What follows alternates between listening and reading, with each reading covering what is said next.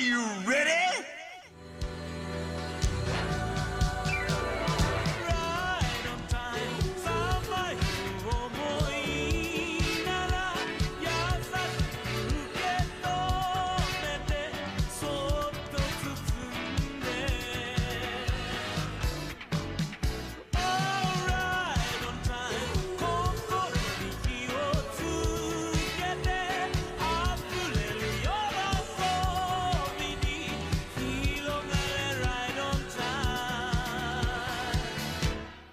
Hello, everyone, and welcome to the Weeaboo Club, week 15 now.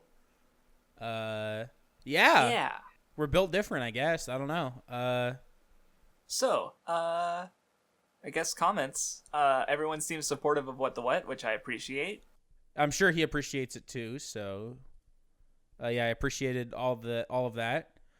There was one I know I wanted to address because someone said something and I remember seeing it. And I remember being like, no, fucking... I don't remember what it was, though.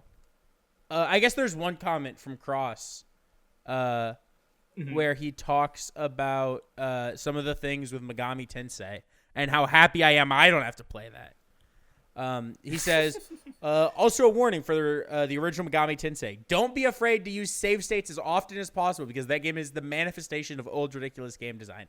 To give you a brief idea, it's abhorrently grindy. And by late game... there are enemies that have the ability to permanently lower your level. So you have to retrain to get back the levels lost. Also, if you die, you get sent straight back to the beginning area no matter where you are in the game with half your money. See, so.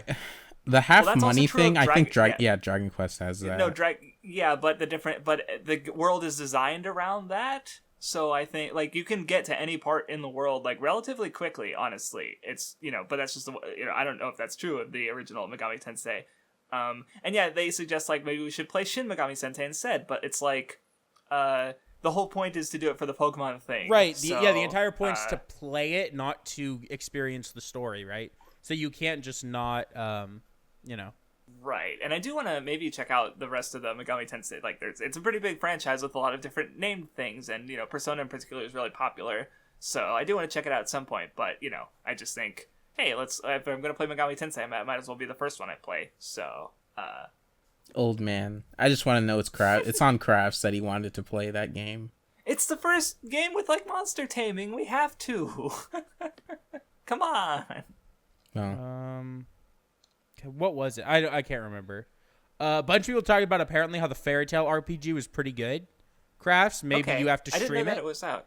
I knew it was out, but I never heard anybody say anything. What system is it on? PC, PS4. If it's on PC, I can do it probably. Oh God. Yeah. Let me look on Steam. Yeah, I see it right now on Steam. Motherfucker. Let's I'm adding it to my wish list. So you have to buy the special swimsuit costume set for 16 playable characters. Well, of course I do, because Mashima's hot bitches need swimsuits. Yeah, and fucking is his name what? Jalal, yeah. Why not? Right. Yeah. Offline had a big post on or a big comment on the Yu-Gi-Oh games that I don't have enough time to read right now, but I will try to remember to read it later. At least when I get a screen cap of it and put it on the screen. Yeah. And then there were people mentioning Digimon. The reason personally I didn't mention Digimon is because I own a Digimon game, but I really don't give a fuck about Digimon as a series, and I don't think I've ever seen it or played it.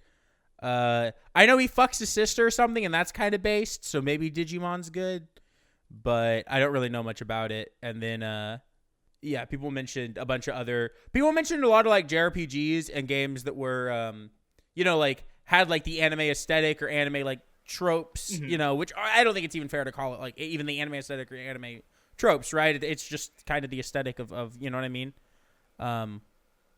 It's a very whatever, like Eastern story tropes and stuff like that. But yeah, I mean, people said a lot of the ones that people had said they liked a lot were games that I've known about. So yeah, it was an interesting discussion.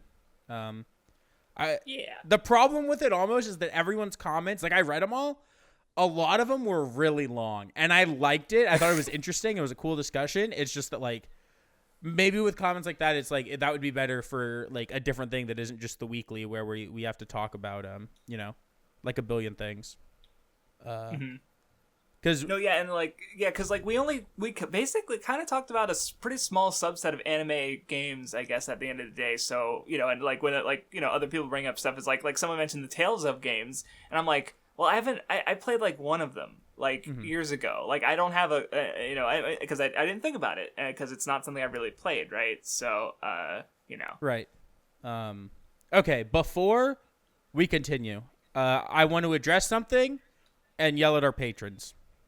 So the topic for this episode, when we get to the topic in a second. There's another video that came out, Vindy. Oh, you're right. I didn't know if you were going to talk about comments on that. I'm sorry.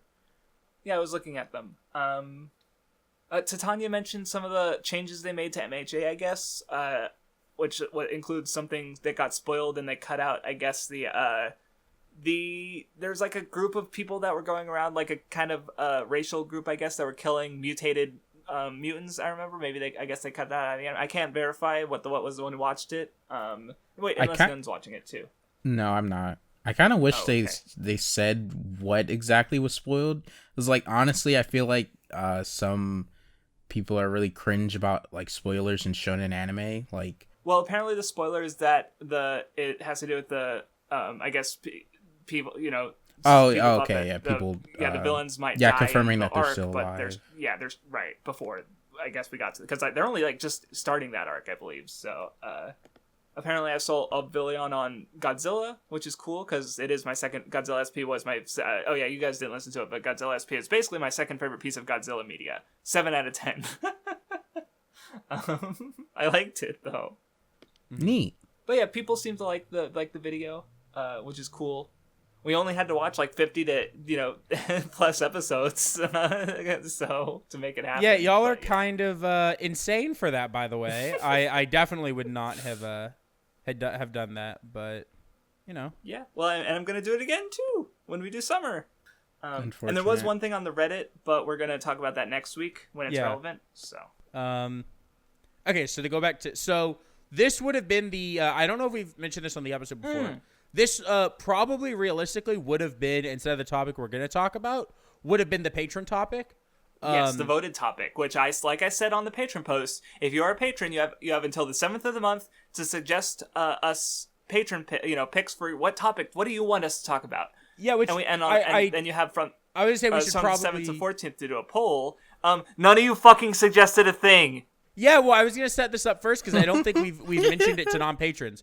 So, hey, if you're not a patron currently for the Weeb Club, if you do patron us, you can suggest one topic a month. Like, the patrons will suggest and vote on a topic a month that we will talk about.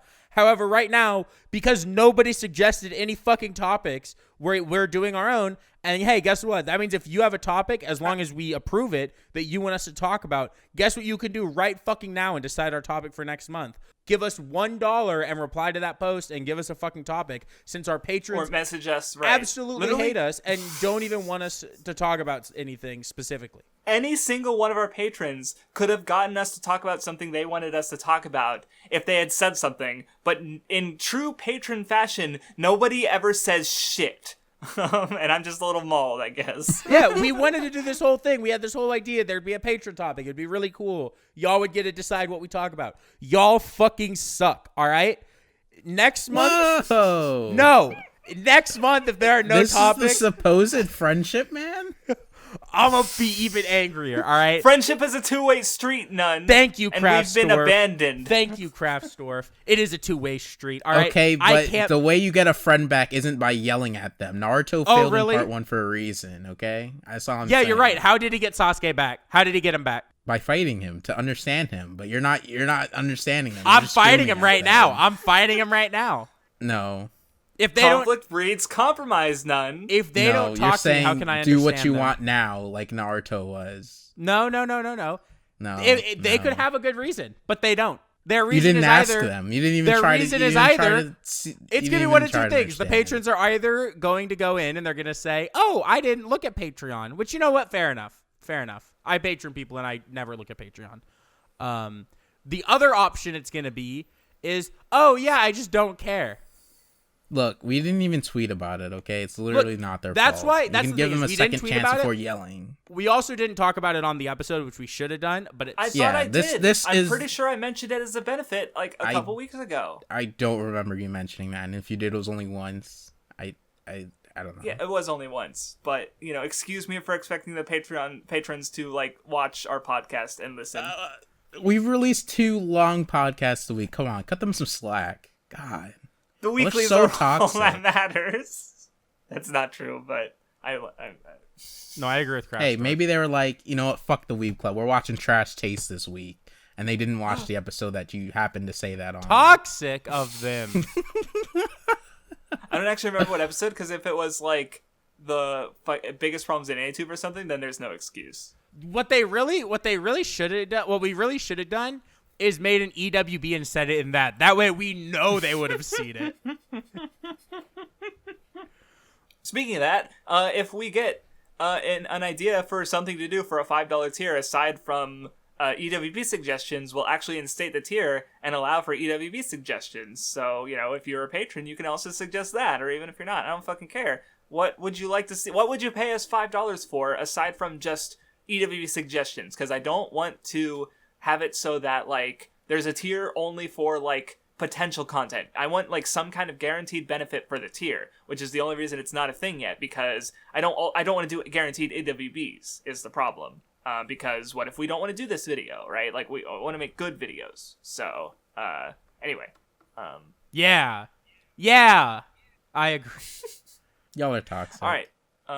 So what is the topic for this week? Because if someone has the link for the relevant thing, so I can get a screen cap, that would be nice. Because anyway, I'm going to introduce the topic. It's Vindy's topic. He came up with it. I can introduce he's like it. literally I can too introduce toxic. it. No, you're being too toxic to them, so you don't even get to now. introduce your own topic. You do not get to introduce your own topic. Please silence yourself. Thank you.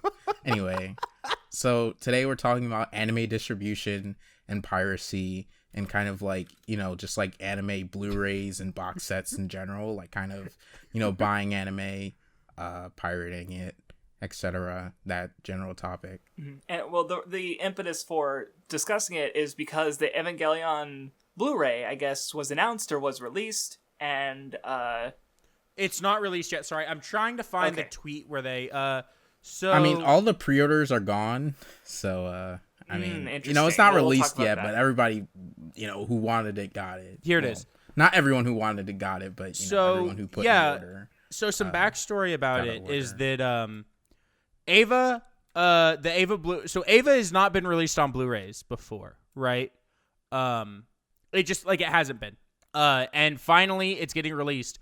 But it's not like there's 2 versions, right? It's not like I can buy, and this is ultimately my biggest issue with it. Outside of the fact that Fly Me to the Moon isn't, oh wait, hold on. Okay, holy shit. I just saw something else that's unbelievably ridiculous. But, so outside of the fact that Fly Me to the Moon won't even play in the show, which means watching it off the Blu-rays it's almost unwatchable. It's already the worst version of the show, right? I mean, to give some context on that, though, to be fair, there's literally nothing they can do about having Fly Me to the Moon, because Gainax, when they were I don't know, they did some kind of fuck up with the song, and nobody can get it because it literally costs too much. I saw somebody tweet about how getting the song for each episode that it's on, it would cost almost as much as a house, for just one episode. Yeesh. Or maybe maybe it was 3 episodes it cost as much as a house, but it was some kind of crazy amount to where nobody's gonna pay for that. The problem is, it's like Craftsdwarf said, is even though I understand that, it still makes it already a worse version of the show than if I had the fucking VHS tapes from when it originally released and watched it on that, right? Or if I just pirated it, you know what I mean? It's already not the best version of the show because it doesn't have that. So that's one issue. Right, and there are a bunch of extras and stuff, at least in the picture I'm looking at, or maybe that's just the booklets and stuff. Here, did I? Yeah, I mean, there's a lot of stuff there. It looks like there's exclusive packaging and artwork, 156-page book, art boards, a paperweight, and a Nerve ID card. There are a bunch of extras, right? But the other problem is, like my problem ultimately comes down to like, okay, I get that like it is cool that it's coming out on Blu-ray for people. But I don't like that like the only version of this, because Legend of the Galactic Heroes did this for its Blu-ray release as well, right? Where these older series that don't get, more current Blu-ray releases, the only ones that they get are the collector's editions that cost ridiculous amounts of money. So and they're all extremely limited. Well, too, for reference, so the Evangelion one is where it's like $200 to $300. It's $275 only if you pre-order it, which you can't do anymore because the pre-order's out of stock. Oh, now I see it. Right. Otherwise, it is $350. Is the only way you can have Eva on Blu-ray. If you want to, buy like literally one of the most beloved and widely watched, like it is, really.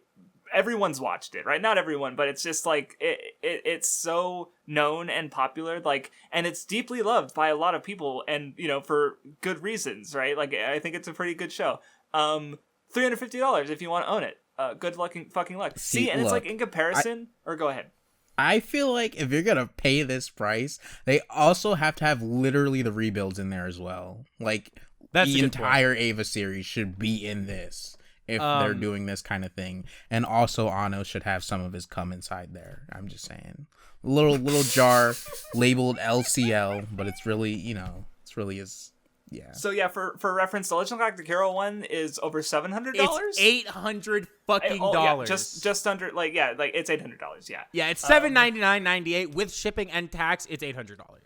And I know why, because at least for Legend of Galactic Heroes, I can understand it because it's not nearly as popular. Like, it's mostly the only way you could be a fan of it is if you're watching it in online communities. And how did they sell it outside of that communities? So the only way they could turn a profit on it is by exclusively selling it at a very high price to the small amount of people who love it enough to afford to can afford it.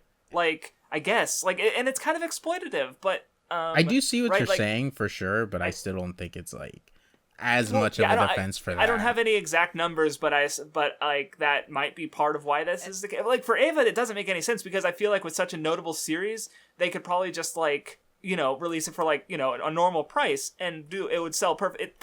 It's fucking Evangelion. Right. Well, that's the thing I was gonna say is okay. So for Legend of Galactic Heroes, there are other things about the price that I understand. Okay, it's 162 episodes and 3 movies. Just look at how many fucking discs it comes on. Oh, it's complete because the original OVA series is 110 episodes. So if it has it's more than 150 episodes, this says 162 episodes plus 3 movies. Hardcover so that includes book.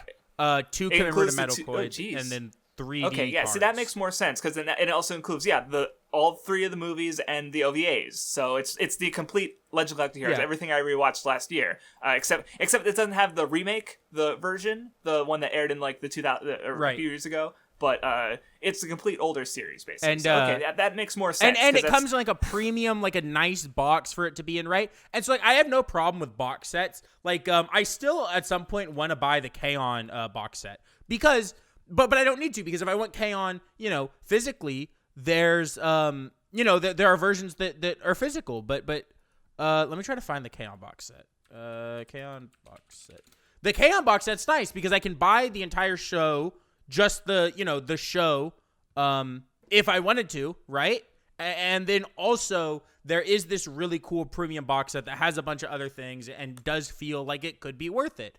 But that's my problem, especially with Eva, is it's fucking Eva. And there aren't Blu-rays that exist for it. And it's something I've heard for years about how people want Eva on Blu-ray. I don't think it's a surprise that people have wanted Eva on Blu-ray. It's something that people want. And I agree. I don't think it's super terrible, but I think it's a little exploitative to just, we're only going to allow people to buy Eva if they're willing to spend $300 on this box set instead of just, and you know what? Look, it would be normal Blu-ray prices, right? For Eva normally. I would sit here and because I do want to also get into this, but it would probably be $60 for Eva and End of Eva, right? On one whatever Blu-ray thing that has 2 discs in it, one for the show, one for the movie, a lot of things do. That would still probably be fucking $60, but that's not $300, and that's the normal anime price, so it's fine, Mm-hmm. Yeah, and especially when there's no alternative, with Legend of Galactic Heroes, right? That's a pretty, I think, that's something I can see people buying, right? Especially if they do really like it. But if that's the only official way to watch a series, then I mean, that's kind of sucks, right? Like, because some people do like to officially support things, and if like that's like more like this box set isn't going to get people into Legend of Galactic Heroes, where like a Blu-ray of, hey, look, just buy this Blu-ray of Legend of Galactic Heroes for like maybe 60, or because it's a lot, $100 for like the full 110 episodes, like that feels fair to me, right? Mm-hmm. But like but $800. It's exclusively for Legend of Galactic Heroes fans, but this box set doesn't. I don't know. Like there should be a Blu-ray release that's not just for like Evangelion fans. Is I guess how I think it right. should, See, even with the like whatchamacallit, Legend of Galactic Heroes example, even though I do get what you guys are saying about that, I would say that's still a little exploitative, just because like certain shows that are way less popular than that still get like standard Blu-rays that aren't even in the hundreds. I mean, there's hundreds of episodes of Legend of Galactic Heroes, so like I guess if it wants to go up to like 100 something, but it doesn't need to be $800. Like I still feel like that is still a similar case where they are kind of pushing it more than they really have to. I mean, I don't really care because I'm not a Legend of Galactic Heroes fan, but I wouldn't say it's like super different just because it's not as popular. Yeah. And like the marketing on Legend of Galactic Heroes is so easy. It's rated number 9 on Mal, okay? And it was not rated 9 when, the Blu-rays came out, because when you go to Mal, there's 3 things in the above it now that are newer than the box set was, right? There's 2 things from 2021 and 1 thing from 2019. So, like they had the ability to, use, because there's no way like Sentai Filmworks doesn't know about fucking My Anime List, right? Their job is to make sure for the Western anime community, right? Right. No, and I feel like if not since coming back, at least at one point we talked about how like, or at least I feel like I've talked about how just Beastars would not have gotten like a manga like like the manga would not have been published in English if not for the fact that it was already popular online, right? Right. Like the fan translations do lead to series like catching on and getting like some popularity before official things could even begin to come out, right? Where I mean that maybe things have changed, like things to a degree have changed the last few years, just because like especially with light novels, I feel like they'll just like a lot of light novels are getting published in English right now. And in general, like there's a lot of just new stuff getting published, but so like I said, maybe it's changed, but I do think like not everything is getting published at the same time. So obviously that's just I forget where I was going with that. I'll just stop. I mean I wanted to bring up the thing I said earlier because I was trying to look into it a little bit more, because I can't find the exact tweet I saw that from, but I did see like another person talking about it where they said that Gainax basically at the time didn't think it was important enough to have the rights to Fly Me the Moon for international like release. So like it's no problem to get the song on Japanese releases, but everywhere else it costs way too much to get it. So that's why like nothing can really have it. So yeah, I guess I just wanted to bring that up. Okay. No, that makes sense. And I guess because I know you, or at least do you guys both own anime DVDs? Yeah, I own a couple. I don't own many, but I know none bought a few on sale a while ago. Yeah, those are mostly of what I have. Everything else I have is like from a really, really, really long time ago. So it's like it's not Blu-rays, it's just like DVDs. For anything that you've like bought in recent memory, like especially with your own money, have you actually watched those DVDs? No, I have not watched a single one of them yet. Okay. When did you watch those, Vindy? Like with family or something? For Barakamon, or just on your own? Barakamons I'll watch on my own because it'll just play it all as a movie. So it's really easy to just turn it on when I would watch that show just all the time. I could just throw on the Blu-ray. It would autoplay the episodes. And it looked better because at the time I think I'd only like watched it on Crunchyroll, so I'd only seen like the TV version. So seeing the Blu-ray version was nice. The only other one is Redline, and that's just because like it's a movie that's so easy to show to people who might not even love anime, right? Right. No, yeah. And the Blu-ray makes it portable, so I can take it to a friend's house and we can watch it there, right? Or it's easy to take to other places and watch it. Nowadays, I probably wouldn't use any of them because I have my computer right next to my TV. So at my place, like even if I have people over or whatever, I can just hook up my computer and my TV. But yeah, I've only used it for like portability or to watch it into a place where I wouldn't normally, like, if I was watching it on like a bigger TV and I don't want to, try to set it up with my computer or watch it on Crunchyroll, I can just put in the Blu-ray. But no, for the most part, I don't watch it. And also, I mean, they're just so expensive that it's not worth buying. No, yeah, that's kind of what I was gonna like transition to, because like, I definitely think like anime Blu-ray plays should exist like in English, because like there, for a lot of people that is gonna be how they watch anime, and especially in some cases where like I think a good example isn't with anime but with actually tokusatsu right now is the company Mill Creek is releasing. They've already released like over half of the entire Ultraman franchise with official like Blu-ray DVDs.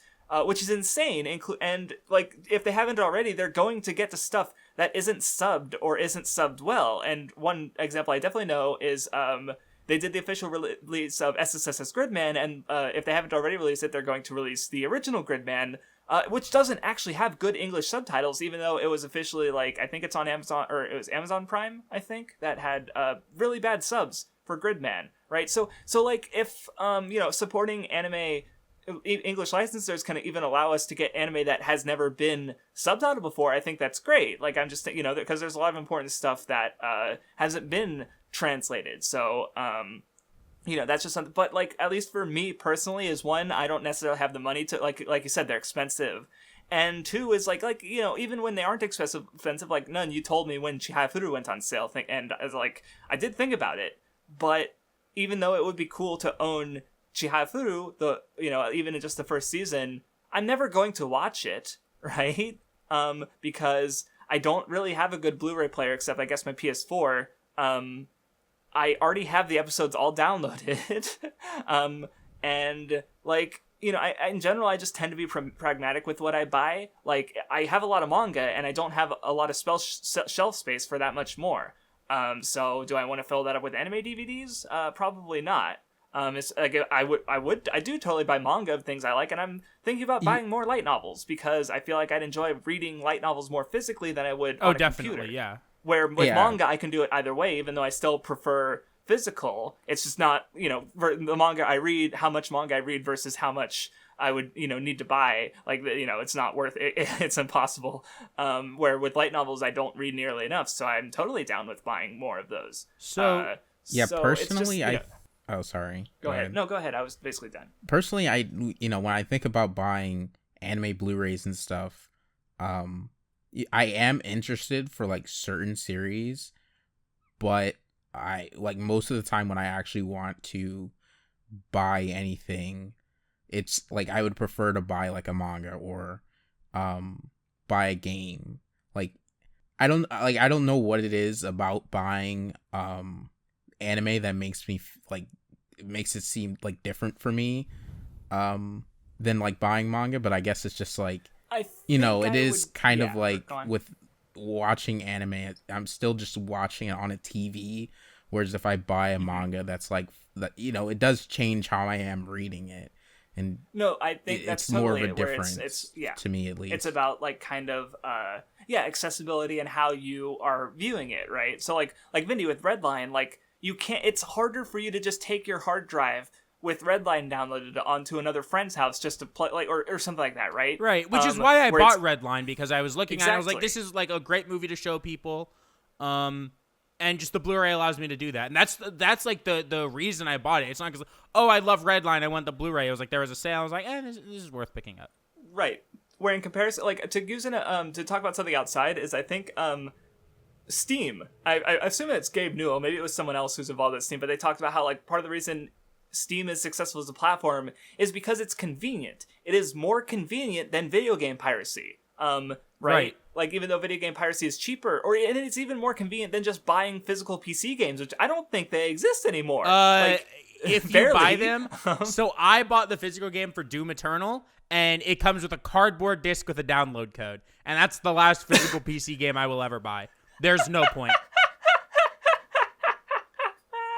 Right, exactly. So it's like, because, and I used to play old PC games. It is a fucking hassle managing those discs. 11 disc installs.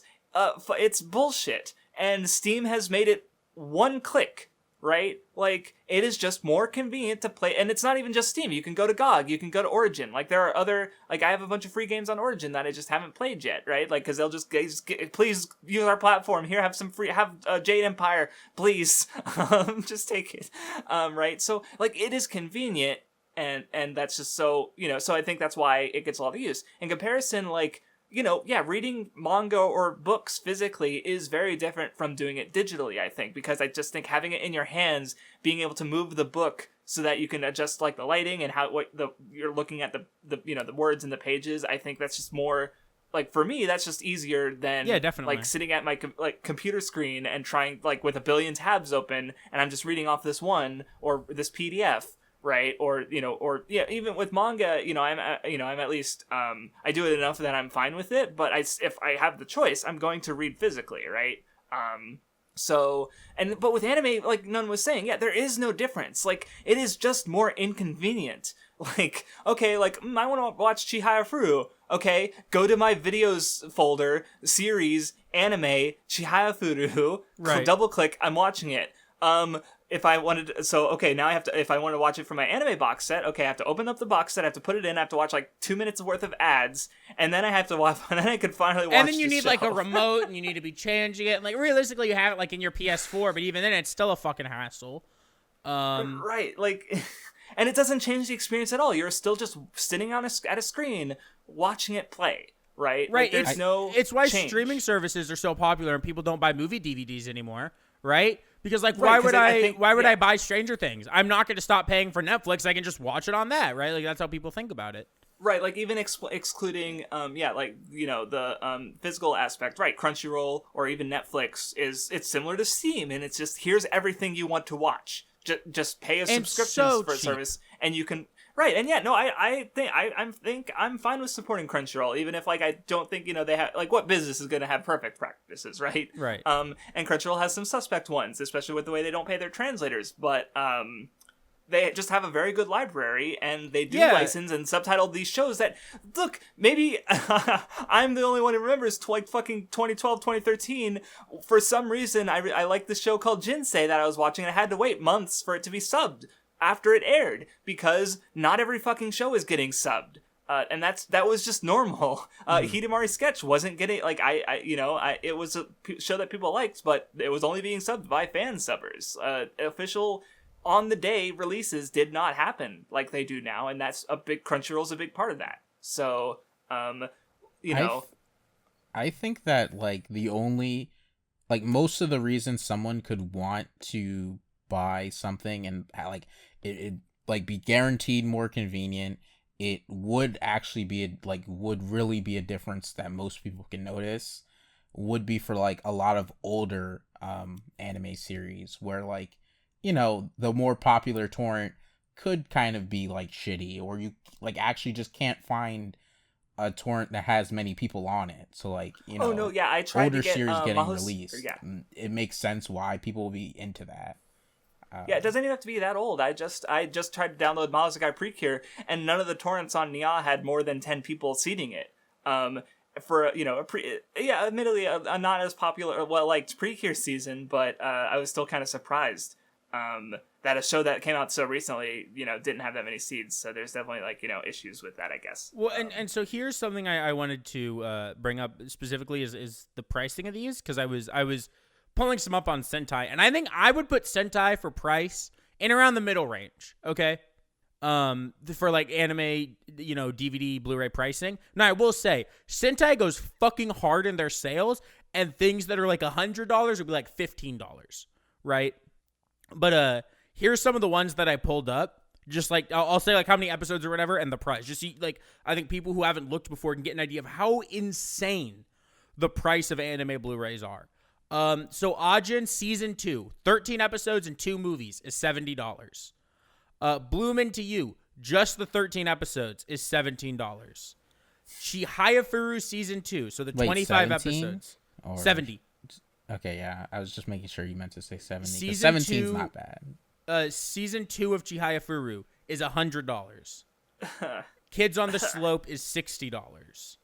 Tonegawa, Mr. Tonegawa, like the whatever, $90. Or a Monogatari. I'm pretty sure a 13 episode show, but it might be more than that. I don't really know. No, it's like 13 episodes. Yeah, $100. Just fucking like buy a video game, jack off, and get like a 3 months of Crunchyroll subscription and watch basically all of those. At that point, buy Crunchyroll, buy a pizza, buy like a 6-pack of Mountain Dew, and watch the show on that. It's cheaper. You will have a better time because you'll have pizza. Go do what I did. You can watch all of those shows in the time it would take you for the Crunchyroll subscription to exceed the price of all those anime. Yeah, right? absolutely. It's just not worth it, right? Now, granted, in the sale, like Chihaya Furu was like $100. It's like $20. You know, it goes. You know, actually, I take it back because like now that you've brought in all these other anime, because I think I was like judging it against like Crunchyroll or just literal piracy. Legend Galactic Heroes deal that's a pretty good deal. Like for like a good box set with literally the entire series. How much was it? $800. $800 for 150 episodes, like compared to like fucking and 3 movies. Yeah, and 3 movies. Like comparing that to some of these other ones, like that's not even as bad as I thought it was. So damn. I feel like with buying anime Blu-rays and DVDs and stuff, as you were saying with the sales, part of me does think it's like super bad that things are like as high as they are sometimes for certain things. For some other like less popular things, it makes sense. But I feel like by the time someone would actually want to get around to watching the series again on like a Blu-ray once they buy it, it wouldn't be that big a deal to wait for a sale. Like I feel like I watched Chihaya Furu and then I wanted to buy it and it happened to have a sale and I still haven't even gotten around to it. So it's like, I feel like in a time I would actually want to watch it. Just waiting for a sale that happens like pretty frequently isn't too bad actually. Yeah, I mean, I don't know.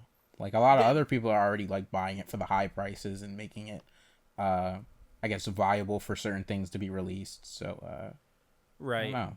And I mean, I guess there is like the argument to be made, where like, okay, with anime, it's like, okay, I don't know if y'all have done this. I assume hopefully, but I know I've done this. Sometimes I buy manga volumes for a manga I haven't read. Looks interesting. I'm like, yeah, I might buy this volume. I read FMA for the first time physically. I mean, I'd seen it, but I bought it physically. I was like, I'll just read it like this. Or I own some of Vagabond, and I haven't fucking read it.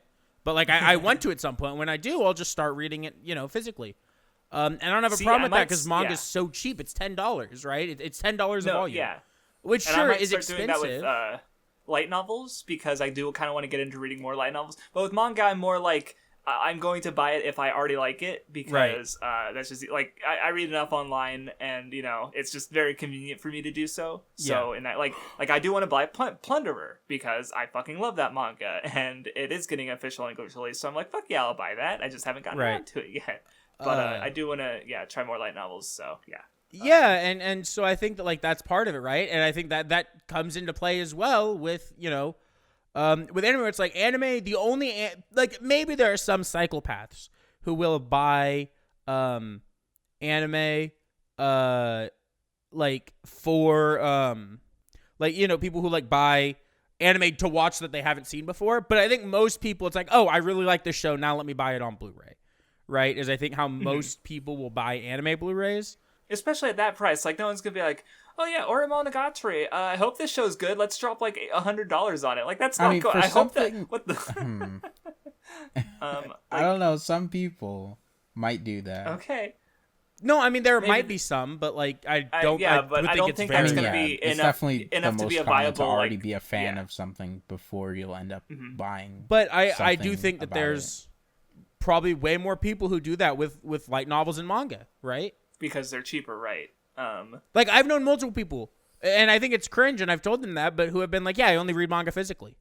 And that's definitely like, I mean, limiting because like there are so many series that are never going to get an official English release. Well, not even that. Really it's that like let's be honest, right? Sure, it's $10 for a volume, but let's say it's like MHA, you're buying it, and so it's Viz, and it's the Shonen Jump line, so it's like closer to like $9 a volume, I think.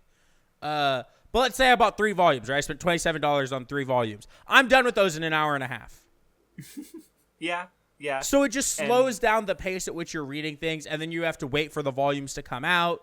Which I don't think is, I mean, I'm not going to say, like, well, because, like, I definitely think that way of reading is, like, because of that, you're more likely to reread them and get it, like, a more, like, spend more time on them in a sense, and maybe, in some ways, get a deeper investment, I think, where, like, I'll read something and I'll like it, and then I'll just, like, forget about it within a week, right? Like, you've seen how I talk about certain, anime or manga that it's been a while since I watched or read them on the Week Club backlogs, like, did I even watch them at all? Like, but that's just because I consume so much media that I guess I can't dedicate a lot of brain space toward them. So it's like, it is, it's slower and, it is expensive, of course, but, I guess, like, I'm not, there's some upsides to it, too, is what I'm saying. So, right. I think certain series are hurt less by that. Like, I could see somebody keeping up with the volume release of Nagatoro just because it's like, I don't, like, there are like, some things you'd want to keep in mind, but I don't think it's, like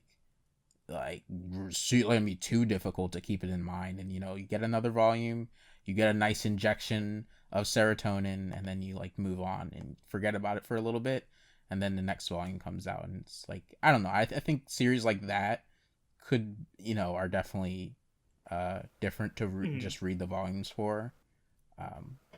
Oh no, I remember hearing that I guess Bleach volume sales were good, and I remember that being suggested because just the way Bleach is as a manga is, like, especially during important stuff, there's not a lot that happens each chapter necessarily, but which makes it a really quick read, and it almost makes it more preferable in volume form, right? Compared to, imagine reading Bleach weekly, right? Like, awful. I'm glad I wasn't there for that, but right.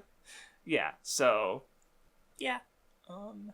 Yeah, well, I guess on the topic of manga, or no, okay, you have more. Go ahead. Well, it was gonna be as well as on the topic of manga, and it was gonna be a series that I think has a similar thing to Ava, and maybe it's because of my correct hatred of hardcover volumes, but fuck Viz and fuck the JoJoniums. I understand that there are people who like it, and I have no problem with that really nice Berserk version, or the Full Metal edition of Full Metal Alchemist, or the Soul Eater version for Soul Eater, where it is this special hardcover one where you give the color pages and color and stuff like that. Really cool idea. I like it. Why is it the only way to buy JoJo's? Why, if I want a part 7... The only way that's in print, because you can go back and buy part 3 with the more, like, usual kind of release, but I have a few volumes of that, and it's, I'm never finishing it. And I don't want to buy part 3. I want to buy part 4, and I want to buy part 7. Why would I have to go through these hardcovers? First of all, let's not pretend like reading manga hardcover is better than reading it paperback. I'm sorry, it's not, and if you think it is... go see a doctor. Like, I understand, like, hardcovers for more, like, collection thing and just, like, yeah. Even, they just last longer, they look better, but for actual reading, I think I prefer soft covers because they're just easier to hold, right? And my other problem with hardcovers is, like, a major part of the manga owning experience and the physical, like, volume experience to manga is volume art. Right? It's the cover art to a volume. There's a lot of series that have really fucking great cover art that, looking at it, I think can, in certain ways, make things better. Like, if I was reading MHA physically by the volume, when I got to that volume 29 cover, I would lose my shit. Right? I still lose my shit thinking, I want to collect MHA so that I can buy that volume because the volume cover is so good. And JoJo's has great volume covers, especially for part 7. There's, like, one where, like, Johnny is like straddling Gyro, okay? It's the gayest thing I've ever seen, and I need it on my shelf. But that's not what we're going to get because the JoJoniums don't really, like, yeah, they kind of use the volume art, but not really, right? I think even if they, include it within the volume, it usually does that thing where it'll throw all the pages in at, like, the very, very end. So they feel, like, kind of less special, and they just, like, you just flip through them, and it's kind of whatever to see them all back to back instead of being where they should be and being right before that big important moment that they're, like, referencing. Yeah, like Dragon Ball's, like, Viz Bigs or whatever do that. Right. Which is, it's fine because you can buy the separate volumes of Dragon Ball, so it's whatever. You do have the option, but I would see, like, for something like JoJo, where you don't have the option, that's, like, really annoying, because then they'll never, like, stick and yeah, with speaking you of someone who usually. just read Dragon Ball, like I usually just didn't even look at them because it's like, well, I got to read the next volume, like because it's for like I just want to read more of the series. So if I can, I always look at them, and I generally like I actually really like volume covers. Well, these weren't covers; they were like chapter covers. Oh, I see what you're saying. Yeah. So, maybe it had the volume covers in there somewhere, but it definitely only it definitely had the chapter covers. But so, like, okay, so here's the first JoJonium cover, and here's the actual cover to the first volume of Part 5. Right? Obviously, it's using the cover, but like the full art is better. Right? There's like more to it. You see more of it. I don't like that like cut off. Box. I don't like that it puts it in a box. And like, look, there are manga volumes where it is an art in the box, right? That's Dragon Ball's entire existence. But it's fine because that's how the art is made. That's not how the JoJo's art's always meant to be done. And so I just don't think it looks another good. example of like downgrade in English volume release volume covers is Bleach, where especially later volumes have like really stylized lettering and coloring, where in the English release it's just like Bleach with like a number in the corner and stuff, and it just looks way less interesting. And a lot of volume covers are just straight downgraded because of it. Yeah, I felt like I had to mention the JoJoniums because I feel like it's the manga version of what we talked about with Ava and with Legend of Galactic Heroes. And like I just wouldn't have felt right not mentioning it at all when I think it's like the same thing. And I dislike the reason I dislike the JoJoniums is less because I think it's exploitative, because I think most people who are buying them think it's really cool, and they're not that expensive. Right? And I think they're omnibuses as well, which don't even get me started on how I hate omnibuses, because then you don't even get every volume cover, right? You only get like 1 out of 3 of them. Right. But it's that like it's not preferred. If you want to have those, that's great, but I think you should also have and I know it's too much probably to print both of them, and they probably would not sell well. But it does suck that like I can't get volume 7 in the type of manga that I like. Mm-hmm. Yeah, I mean, I think some parts should like just like should be less viable to release normally. Like people wouldn't be as interested in buying part 1 and 2 and stuff like that. But so JoJo's is really popular. Yeah, it is. Which is popular. why they like, can get away. Which is why they can get away with doing JoJoniums only. Why? But, and I guess relevant to the manga discussion is I want to talk about if you're physical only, which luckily I don't think applies to most us here and most of the people watching. But manga volumes got a print, and so like I'm really glad that I liked Bokurano and bought it physically when I could, because if I wanted to buy it physically now, volume 3 is $700. Sell it, and it's like, right? Actually, just sell. I mean, that's a fucking investment right there. How much do you like this series? I mean, if you don't really like it that much or care about it, it's a favorite I need to reread. So it it used to be a 10. I don't know if it will still be a 10. It might not. I don't know. I need to reread it. Yeah, and well, apparently, and some other example series like that are Blackjack, which I have like 5 or 6 volumes. I don't think they're that expensive, but it's definitely out of print, so they might be. Kinnikuman Nisei, like I made a joke because someone said that they had all of them, and I'm like, "Oh, you're a millionaire," because like they could probably sell those Kinnikuman or Ultimate Muscle volumes and get for hundreds of dollars each because it's out of print. And like you can't even read Ultimate Muscle or Kinnikuman Nisei, like it's not, you can't read it in full unless you own it. Like there is no digital release of it. There is no fully fan translated version of it. It's just you can't actually read it right now. So it's like, yeah, aside from even just like being heavily limited when it comes to like reading manga physically as is, like there's another limitation right there. Is good fucking luck getting some of these series if they're older. So yeah, goodbye. This is kind of a little bit of an aside, but I really don't like how Viz with their like manga releases kind of forces this like uniform look for like all the volumes instead of kind of letting them all be unique like the Japanese ones are. Right. Like it feels like they all kind of have to like they can't break away from this certain kind of way they look. Like right, I guess, they have the template like, and they force it to stick to it. Yeah, like but, with this, like looking at the Bleach one is especially, it really feels that way. Like You know, Yeah. you have to have the shonen manga thing at the bottom with like, I don't know, it's like the same kind of thing that has to be right there, in the same place every time. Well, like I think that, you know, this even accounts, and I'm asking a friend who I know has pictures to send it to me. 1 second.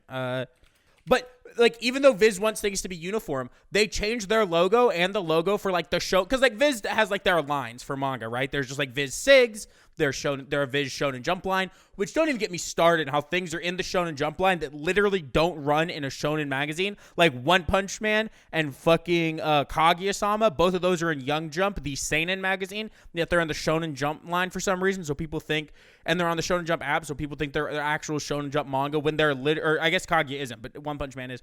They're not shonen manga, and they're not in Shonen Jump. Why are they in the Shonen Jump line? Right? Like, I get you probably want to use this volume format. And, oh, it's still Shueisha. It's still Jump. But it's not Shonen Jump. Stop. Like, don't put it in the line that's meant for a certain magazine if you're going to. But, like, on top of that, they've changed their logo and, like, their Shonen Jump logo so much that, like, I have a friend who's been buying MHA, like, as it's, you know, been coming out. And his spines don't look uniform. Even though, like, they try so hard to keep things looking uniform because the Shonen Jump logo has changed and the Viz logo has changed. And now they reprint the MHA volume, so if you bought them all now, they are uniform. But if you bought them as they were coming out, your logos are different across the spine, so they don't look uniform. I definitely have at least 2 older older ones that I bought closer to when they came out. So I'd have to check that. I might have. And you obviously can't get, the newer ones with the older stuff. I was lucky when I bought mine, it was after the changes. So until they change it again, when I continue buying MHA, you know, they'll all be, but he said he's going to send me a picture, so I'll post it. But yeah, like, that's the thing is, like, they do this uniform shit and then do stuff to fuck it up. So it's almost like with Viz, you just have to wait for box sets if you want things to look uniform in that way, right? Like, you just have to wait for the MHA box set when it eventually comes out. Yeah, okay, you can see it here. So if you look at the Viz logo on the bottom before volume 13 and the Shonen Jump logo that's on the top before volume 20, you can see that they changed their logo, and so the spines actually aren't uniform. You didn't send the picture yet. It's sending right now. Okay. There it is. Oh, yeah. I have my One Piece volumes are also like that. They actually have an even older version of the Viz logo, which is. I also have old One Piece volumes and old whatchamacallit, fairy tale volumes. Well, because Nun was talking about. Nun was talking. By the way, I fucking love the MHA spines. I love the way that it's a different character, and I love MHA's one. Okay, damn. I dropped something. Sorry. But no, like, I do think it's like something where it's like they try so hard to have this stuff be uniform, and then it's just not for people who are like actually supporting them and buying the volumes as they come out. Like, it's fucked, you know?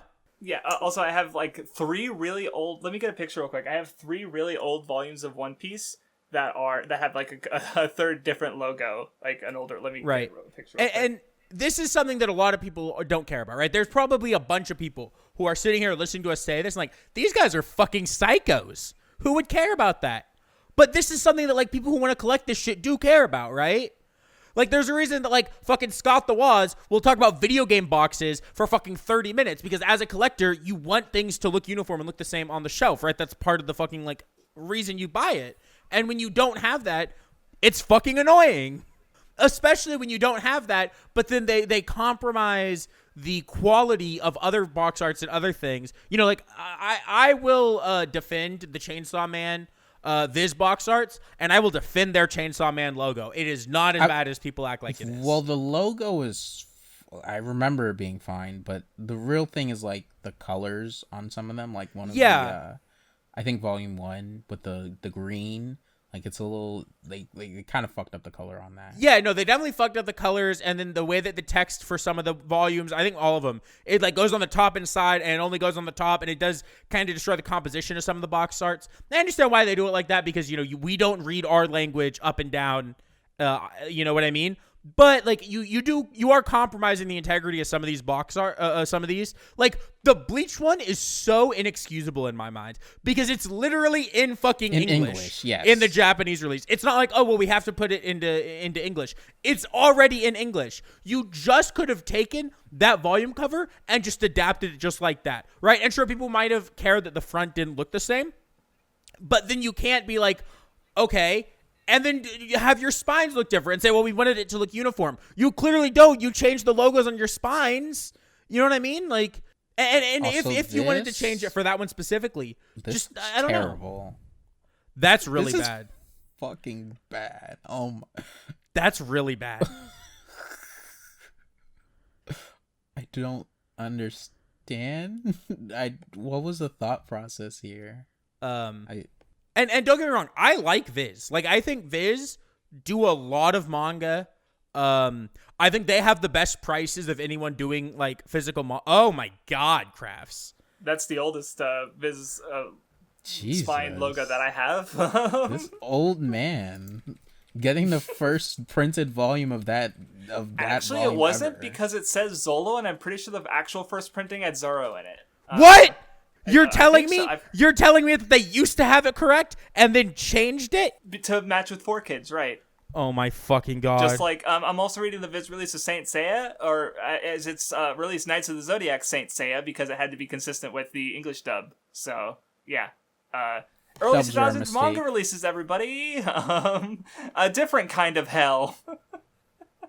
No, I definitely think things are just better now in so many ways, like especially seeing how fucking scuffed like Yu Yu Hakusho is probably the worst like early Viz release I've read. Mm-hmm. Like they do so much to fuck with the actual like meaning of and like dialogue and things characters say aside from just the censorship. Like old Yu Yu Hakusho and also Saint Seiya just have really big sound effects that cover up a lot of the artwork. What's that? No, sorry. Go ahead. No, go ahead. I was okay. Just going to keep I going really with different want examples. to read... Like, I really wish I had the opportunity to read Chapter Black specifically with more accurate translations. Like, I really feel like that arc especially is, like, something that, like... I feel like there's something missing that, like, nobody can really fully grasp just because like, they don't...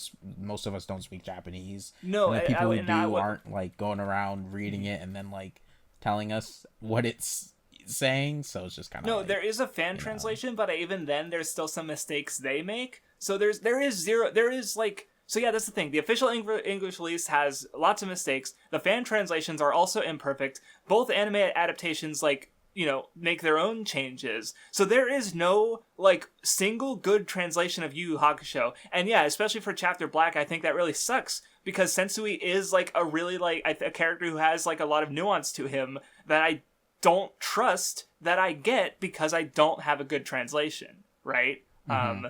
So it is really unfortunate for Yu Yu Hakusho in particular, and it would be amazing if that series got a retranslation or official re-release with just less scuffed like sound effects and a better translation. Because I don't see them retranslating it. Like, no, I don't see it happening, it up, but and releasing it again, like cleaning up in terms of like maybe the text font's too big or whatever, or the sound effects and things, but not like actually changing what the words say.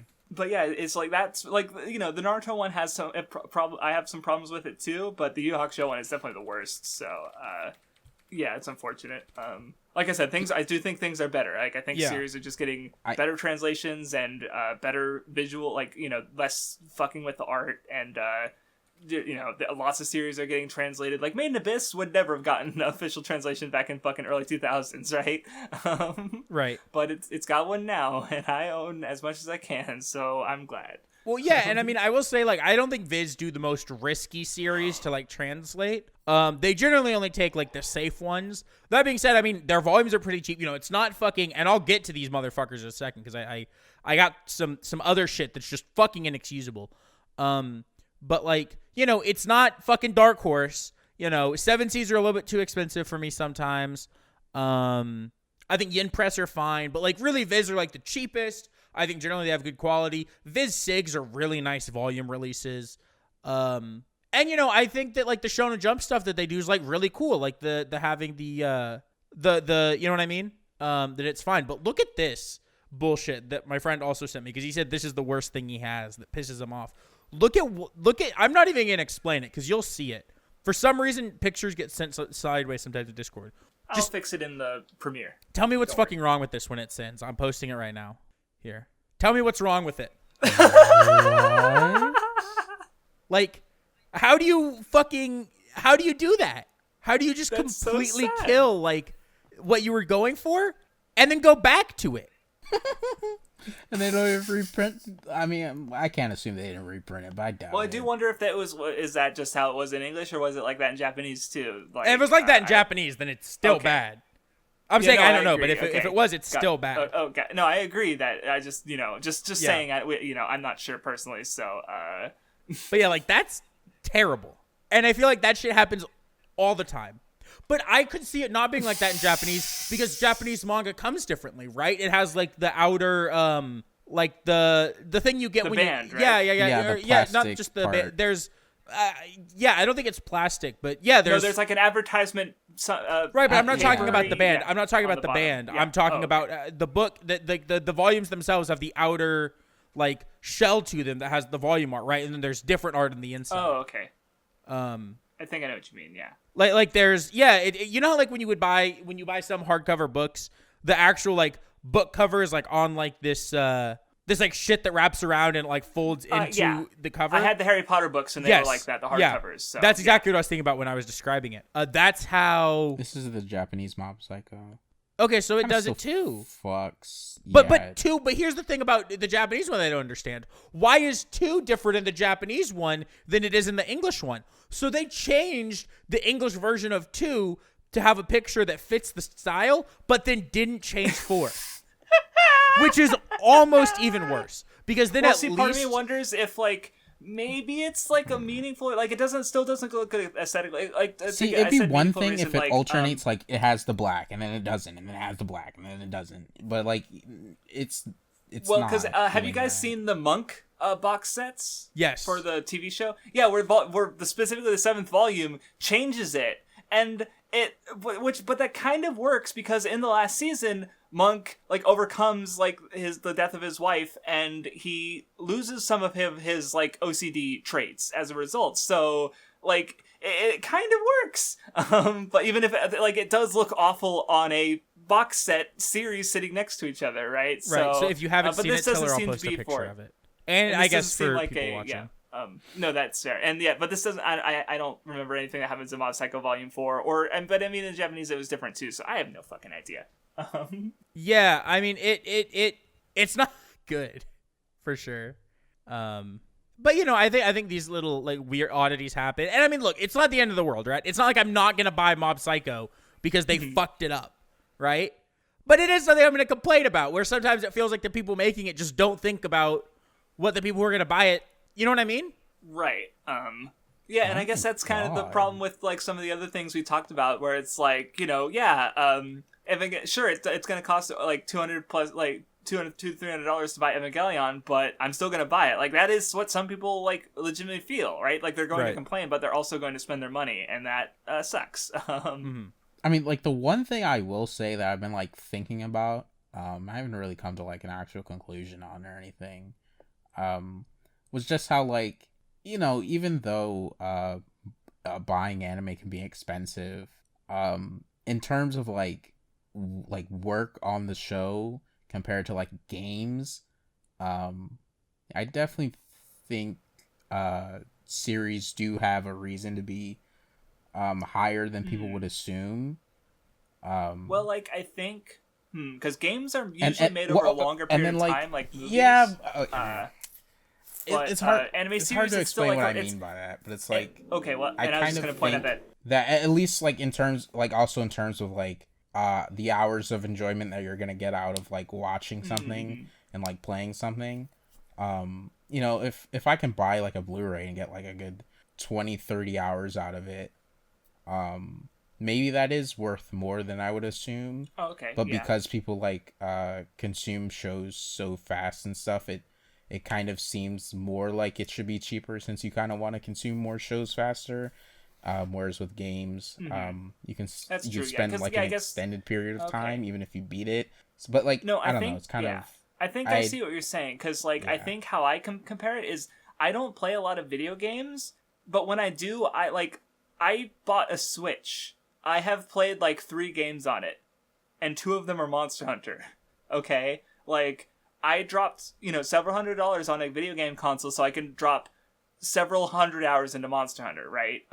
Right. And so in comparison, like I'm spending a lot more money, but I'm getting a lot more out of that, like, which maybe what you're suggesting might be for anime for some people. Or in comparison, I do watch and read so many anime and manga that it's just not like feasible right. Like I'm gonna spend maybe like how many, like what, 3 or 4 hours on a 12 episode anime series, and I'm probably not gonna look back. Right? Yeah, but I'll talk about that it is on a good podcast point too. That like right. there is plenty of 12, 13 episode series that are something you could just watch in like a day, or like way less than a day, right. really.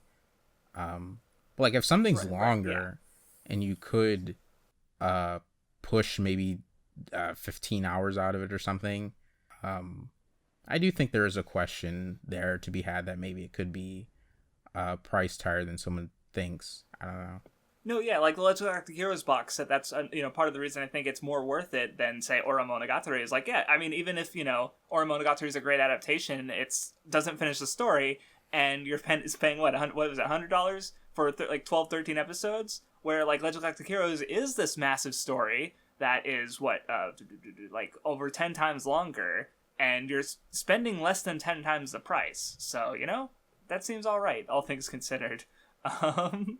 Also, real quick, I just want to say this Bob Psycho thing that I sent is even worse, because like the bottom there's no consistency at all, like, changing rapidly, and even like the Japanese like symbol text on like the top part with the colors, like there's no like it's not changing every time, or it's not alternating in a way that's like 1 2 1 2, or it's just kind of like what is, like, I have no idea what they're little random which is weird, but and the 14 to the 14 15 16 is like all like the same red for the Japanese text, so it's just like what. Yeah, it's pretty bad actually. No, I think they are different colors, but they are very much closer to I mean, I'm looking on my computer screen, which isn't. Oh no, for me they definitely look like hold on. Yeah, the 14 is a bit more pinkish, the 15 is a bit more orangish, and the 16 is a bit more brownish. But even though they're all still like shades of red, they're still too close to the same. No, I have an issue with that with some of my One Piece volumes, because I feel like sometimes because they're all different colors, but sometimes there's like 2 that are fairly close shades and they're right next to each other, and I'm like, it bothers me a little bit. I wish he had done that, but like arc-wise, so like for Fishman Island, they were all shades of blue because they're underwater. Yeah, see, 65 and 66 are actually Fishman Island, and they're both like kind of orangish yellow, and I don't like it.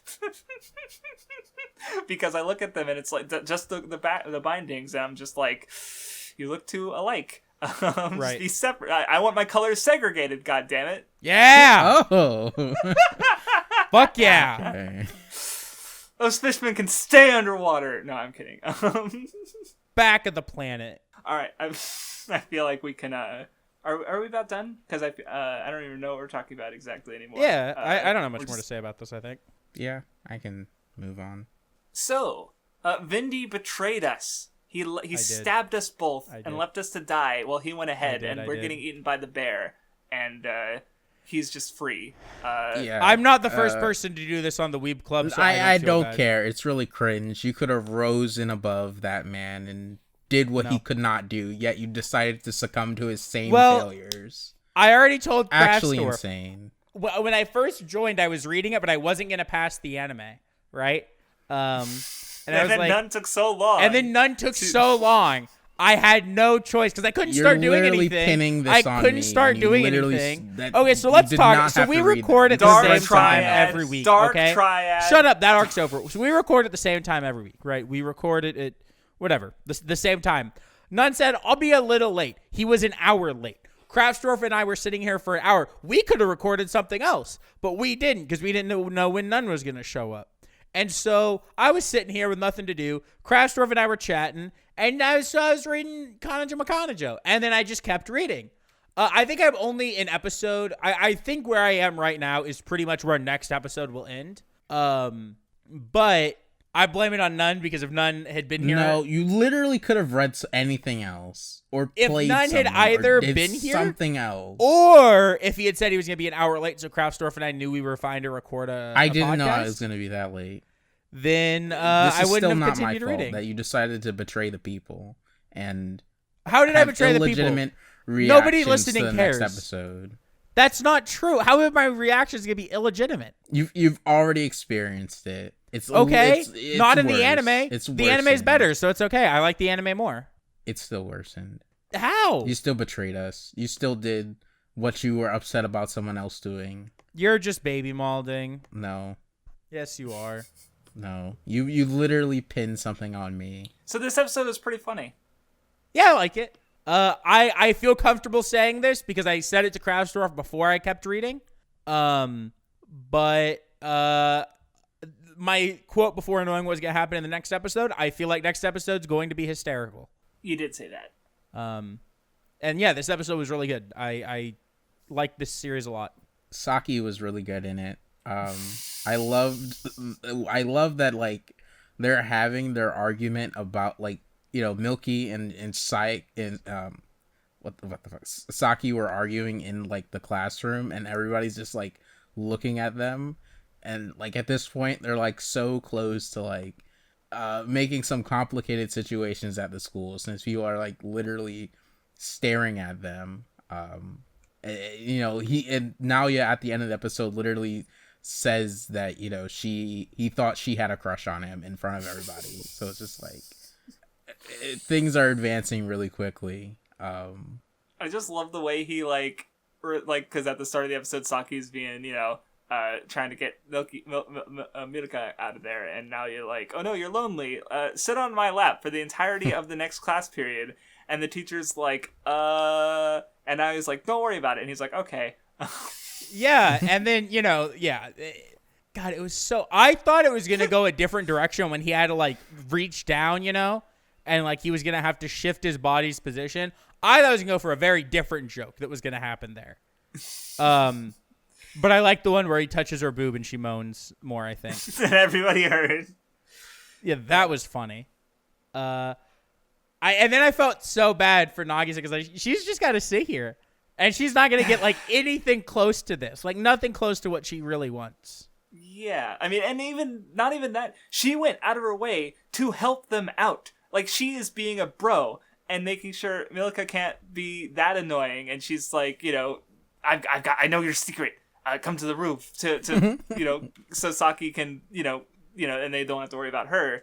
Right. Like, so she's not only, like, you know, out of the loop, so to speak, when it comes to, like, these public displays of affection, and not getting any of that. But she's going out of her way to make sure that they are, like, good to go, right? Like, she's nice. She's good. Yeah, she's really just so, like, she's too pure for the series, I think. And I love it. I said this to Craftsdwarf, so I didn't know that the mangaka was the same person who did, Aho Girl. And maybe it was said on the episode, and whoever said it, I just didn't feel like listen. that came up before, so maybe you just, like, forgot it and re-remembered it. Or I just ignored someone who said it. Sad. That's also possible.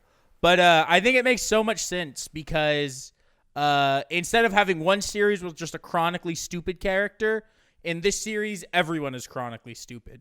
And it's great. I love the joke where Naoya finds out that, or, like, it's, like, revealed that all he does in his free time is study, and he's still basically, like, middling at school. But he's also the best of all of them at school. It's great. As I said before we recorded, you know, he's trying to transcend the shackles of being single-digit IQ, but he can only go so far. It's very funny. And I loved when Saki realized that she was a cuck. She totally has an NTR fetish, and she just hasn't accepted it yet. She is a fucking degenerate. There is so much that she's into. You know what she's really into? You know what realistically more than anything she's into? And what I hope the climax of the series is? She really wants that 3-way. Yeah. Well, I mean, it's looking to be a 5-way. Let's be honest. Well, Yeah, I mean, I we'll have think to Milky see. will We'll have to get see on- with get white-haired in on girl. it.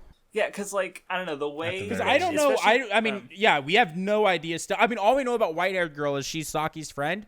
We know nothing else about her. Well, and the one thing that makes me think that she will be a or is likely to be a girlfriend is like, especially like there's just parts in the opening and ending that sort of place her right next to the other girls. Like in the opening, towards the end, like they all sort of like ride by in a triangle, and she's there. And in the ending, there's a part where like all of them are calling him on their on the phone, and all 4 of them are angry. Why is she there? Yeah, the OP Like, also has her fat ass like right there, so like it's so clear, right? That no, I mean I'm just being honest, right? Like she is to the opening, right? It was the same thing with like Sumi in Rent a Girlfriend, right? Where like Sumi didn't show up in the show at all until the end, and even on like the key art for the show, it's the 4 of them, right? Like she very clearly will become a part of it, but hasn't done anything yet. So I feel I'm like she curious got to more see her show speaking up. lines this episode than she has since like the beginning. And that made so much sense too, because currently she's probably she's the only named character who's like a member of the class. So as things are being shown more and more in class, or being more and more like almost broadcast to everyone, that's when she's gonna be there and see it, right? Yeah, but because at the very least she's gonna find out. Or I did see one page. She does find out about the polygamous relationship, and yeah. But I mean, yeah, she has to join it. right, so, of course, yeah. But so some of the things I thought were funny. I liked when Saki is trying to justify all of Milka's actions as she's just horny. Oh my and god. Her explanation of like, yeah, because she has big boobs, that makes her more horny. You tell him, Nagisa, and Nagisa's like, what the fuck are you doing? And like Saki just like chucked her under the bus, basically. And another really cute Saki voice actress moment, because I think her voice actress is she's so good. Like there was like that the moment in, like episode 3 where she went to the store and she got gummies, and the way she said that was amazing. I love the way she was like gummy when she called for the timeout. It was fucking a great line. And I just love how like we're at a point now, especially with Milky, and I mentioned it I guess for 2 episodes ago, but I mentioned it last week. Like when they were like seeing her slowly start to like Naoya more and more, and we're like talking about it, where like they're okay with each other, so they like have formed this coalition of sorts where they're like on the same page a lot and are working together, and I think that's really fun to see. Yeah, they did say they were gonna decide to get to know each other and like be friends. So, and that's something that I think it is would be really nice to see them become friends, and like, you know, even though Saki is jealous, she does try to be fair to Nagisa and like let her get her moments with Naoya too, since she is in the relationship. And that's something I'd be really interested to see that I think could be really, really sick, is it whenever all the girls eventually join the polygamous relationship, how they'll all have independent relationships with each other, right? Like, you know what I mean? Because I definitely think the series will go in that direction. That probably won't happen in the anime, right? Just like realistically, it might not even have it at where the manga is right now, right? But because like looking at it, you know, we're at the end of episode 8, okay, and you know, I don't think, and I don't know, right? I don't think that Milky joins the harem or the polygamous relationship in the first season. I just don't think it'll happen. You know, and this isn't me as someone who's reading ahead. I haven't read that far. I don't think she joins. So I think that like realistically, there's no way white-haired girl joins either. Yeah, I could see Milky for a while having to make Naoya like her. Or not even, I almost feel like, especially with what happened recently, Naoya's going to be like at a point where he's going to be Naoya about it. Where like he might even like her way earlier than like, you know what I mean? And again, I don't know, right? I want to preface this because I don't want, you know what I mean, you guys to think I'm like leading you on.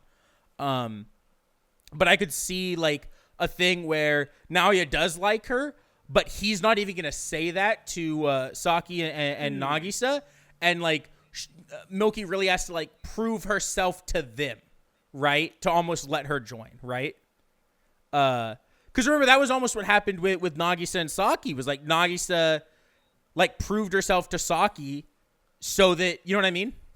No, because with Nagisa, like Naoya knew he liked her, and you know, obviously she liked him, and he was prepared to just deny her, but then she said, okay, just try again. Like, she's not going to give up because he denies her. Like, that won't solve anything. It will just, like, keep things going like until one of them gives, and he decided to give first because he admired her so much, right? So with Milky, it's like, okay, if he recognizes that he does love her and that she loves him, there's still that barrier of, okay, well, what about Nagisa and Saki, right? So there could be still some, like, it could even be, a while after that fact before, like, it comes to a head, right? Where, he's recognized it, she's recognized it, and he doesn't know, like, how to handle this properly. Because, like, so far he's been like, I don't want to be a 3-timer. Like, he recognizes that it's possible that it will happen. He just doesn't, he recognizes, but he also recognizes that, like, that could hurt Saki and Nagisa, so he doesn't want to, right? So it's a way that, Mm-hmm.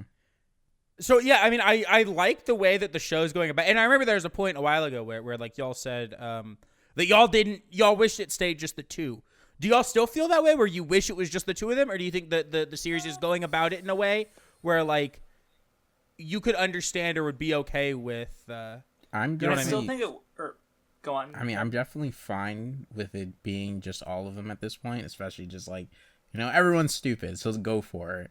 And it is also like, I did hear about the author literally saying that the premise of the series is something that everyone can be happy, and he felt bad that, like, in Quince, people, like, some of the girls are sad, so he wanted to make a story where everyone's happy. And, the everyone's happy didn't necessarily mean that, like, everyone joins, but I do feel like that is kind of what he meant, especially because, like, people, the girls still are happy at the end of Quince, but they're happy for different reasons, not because they got with the guy. But, like, I just feel like with that phrasing, he had to have meant just, like, being sad that they weren't picked in the moment. But then that almost begs the question, because then when you say that, like, actually just thinking about it, and maybe it is because I reread the early stuff, that makes me think of the conversation where what Naoya says to convince Saki is the line where he says, he doesn't promise he'll be with them forever, and even Nagisa's admitted that, like, yeah, she doesn't think it'll go on forever, but that when they look back, he will make sure that they are glad that they did it, right? Mm-hmm. And so I could see everyone leaving, and then it comes down to one, or it ends up with none. But I do think that, like, that is, like, going to be, like, a large part of, what the series is about after a point, is that everyone is happy, right? And, like, everyone is, like, genuinely, they have the experience and they come away, feeling better for it. Mm-hmm. And I guess to answer my side of the question is, while I do think it would be interesting for the series to only stick to the two people polygamous relationship, just because I feel like that's more reasonable to happen, and it's more grounded, I guess. At the same time, like, I think the fact that it's doing so much to, like, it's not like Milky just, like, fell into the house like Nagisa did, right? It's doing a lot to, like, she needs to earn it, right? And, like, it needs to, like, it's not just, like, being a contrived happening. It's actually, like, part of the conflict, and I think that in itself is good, and I like it. And I assume when I forget the name of the friend, when she starts getting involved, and if she starts to fall for Nalia, then this, it's also going to have to feel earned, right? So, it'll be a while before, like, it would be interesting to see, like, what is a series going to be like if they're all living in the same house, right? Mm-hmm. Like, that in itself is also interesting for different reasons, but, because that's a pretty big family at that point. Like, 5 people, like, 1 dude and 4 wives, like, that's a lot. So how does that even work? Right? Like, that's interesting to explore in its own way, but it'll be a while before that happens, if it happens at all. So, because, like I said, the series is trying to earn it, and I appreciate that. So, yeah. Mm-hmm. All I have to say about the episode, I thought it was funny, that when the Milky thing came up and Saki took Nagisa away, and they just kind of, like, crawled into a corner to talk. That was funny. And, the way when Saki, like, said, no, you're mistaken, she doesn't have a crush on you, you suck, and she just went into him like, holy shit. Right. It's so sad. But yeah, that was all I had to say about the episode. Yeah. What'd you do this week, Nun? I watched everything Evangelion. I watched, the TV series, End of Eva, the rebuilds. I liked it a lot. I think that watching the rebuilds really made me like everything else even more than I did before. Especially the last movie within the rebuild series. Mostly because like, the first Rebuild movie, it's like it's so similar to the TV series, but like not as entertaining. To the point where it's like, even though it is there for a reason, especially made clear as you like, it's made even more clear as you continue through the movie series why it's like that. Just because it's like that for a reason, it doesn't like make it more fun. But like, the second Rebuild movie, I think, even though you could say there's some parts that are like the first one, it's definitely like a lot more original moments that didn't happen in the TV series. And there still is like I don't want to spoil it too much, but like there still is like obviously things that are wrong, like it's hinted at, things are off, but like I still think it's like a really fun movie because it like has those parts of Evangelion where like Shinji's hanging out with his friends and he's like, like the parts where he's like actually kind of happy-ish. And like the whole beginning part of movie, like the second movie, like they go to an aquarium and like Asuka's there and his friends are there and like everyone's having a good time. And it was just like really fun to watch because like I did like those parts in the TV series where Shinji was happy and like, it was like a little like, I guess, break or a little difference from what we were getting before in the TV series. So it's like I did always kind of like those parts. So it was kind of really cool to see it in like the movies. And then like the second part of the movie where it's like actually having the angels attacking and stuff, it just looked really visually nice and it was like, it was really cool. And like, the third movie, kind of, it's the one that people don't like because it kind of, it throws in your face what was. It throws in your face that like there was something wrong with the other two movies where people didn't have their like, I guess they didn't expect that to happen, and so people didn't like it. But like I really liked the third movie as well. I don't like it as much as the second movie, for a few reasons, but I thought the third movie was like super good with like Shinji and Kaoru because like. In the TV series, they only know each other for one episode, and it is like when I watched it again, I did like it more. But in the movie, it was like a really long period of time, and it was kind of like, I felt that like there was a lot more moments where the two like actually like super got to know each other, and they were, and it was kind of like. I don't know. It's hard to explain that part if you haven't seen it, especially because of like what's going on there. But I got more out of it in terms of Shinji and Kaoru.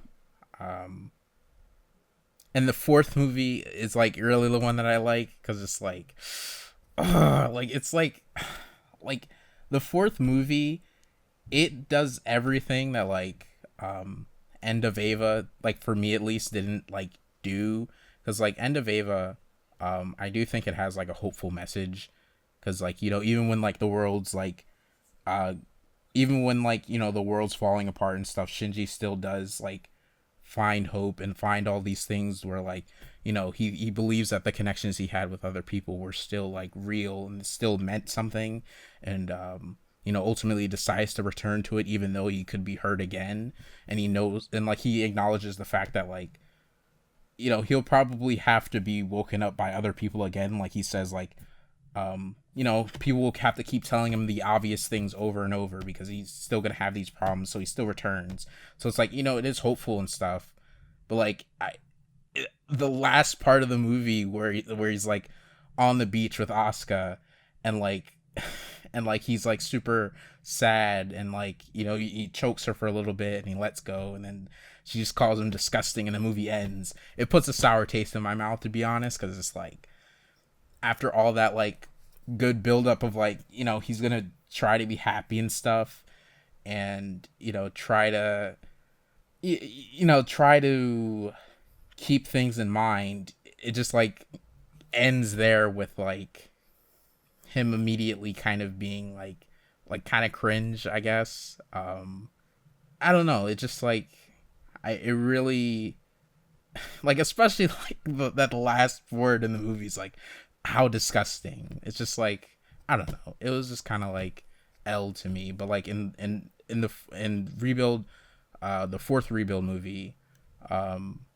there's so much there that like Shinji, like, I don't want to spoil it, but like Shinji actually confronts his father in the movie, and it's so fucking good. Like, and I think it makes Gendo so much better. Like, it really like it really goes into something with those two that I really liked. And like in general, I think that Shinji reaches a better point where he's like, I would say he's more so treating what he plans to do with his life and stuff as like an adult. Like he like, you know, he obviously actually confronts Gendo, and like in the TV series and End of Eva, that never actually ends up happening. And like, you know, when deaths happen in the TV series and End of Eva, we don't get to really like, I don't want to it's a little too hard to explain that without spoiling it, but I really liked how Shinji confronted like deaths at the end of the Rebuild movies, and like he's just so much like even though it's like, I could see somebody maybe saying that like the end of the Rebuilds could be like maybe overly like hopeful, I guess, like compared to End of Eva, where he's, you know, he doesn't just have all of his problems solved. Like I could see somebody saying that, but I just think that like would you say Shinji's, it's earned?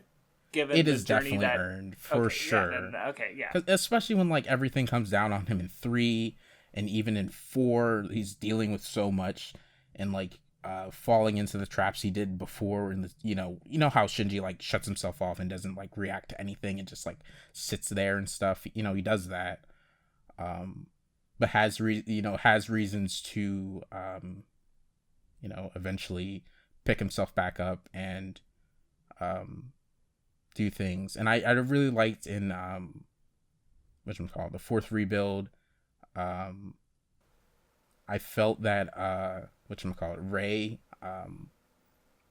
I felt like it made Ray better as well, because she like I felt like it was kind of, I like, at least for me in the TV series, I never really got attached to her, but in the Rebuild movies, I think there's a lot of differences between the two, and at first, like, some of those differences are part of like that, like, it's supposed to feel off, but even while it's feeling off, I think it kind of like, since these character traits are like Well, more you're talking about heightened. the earlier movies, right?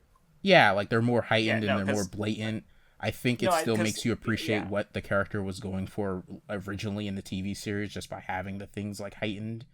Right, well, because like, if I know what you're talking about with Rey, is like in its series she's supposed to be like detached and distant, and in especially 2.0 they make her more, like cute and positive and into Shinji, right? Which is supposed to, like, that's what you mean by supposed to feel off, right? Yeah, which they do the same thing with Asuka, of course, but yeah. Go ahead. Sorry, I just wanted to clarify, because it's like, I've seen the first 3 movies. Vindy, which ones have you seen? He's seen none of them. None of them. Okay, gotcha. Yeah, I mean, I would feel more comfortable talking about the earlier ones if Vinny had seen them, but I don't want to like. I understand. I'm gonna rewatch them myself. I don't know about when I can. I technically might have had time these last couple days to watch one of them, or like one of them today, but I stuff came up, so I didn't. But I want to. So yeah.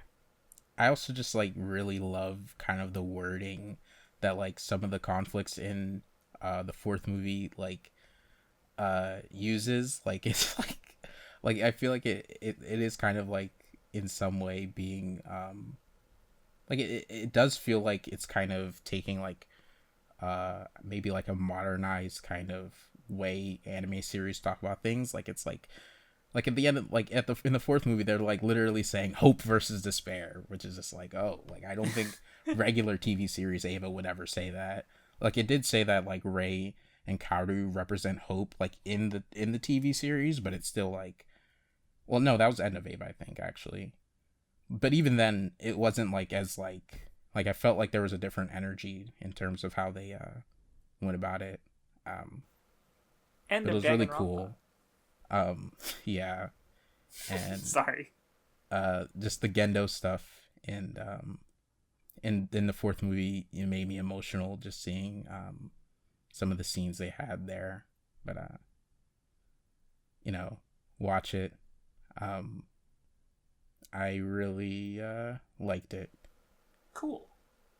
Yeah. So is it my turn? Yep.